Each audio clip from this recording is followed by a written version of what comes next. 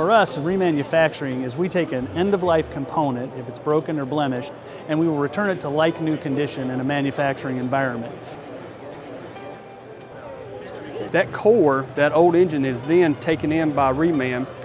We take it in, totally disassemble it, do away with all the parts that we cannot use in Reman, such as seals, gaskets, and so forth. But the major components, we'll take them through what we call a remanufacturing process, where we clean, inspect, detail, and remachine back to the print spec, and then assemble them up into the component level, or even to the short block or a long block or an engine level.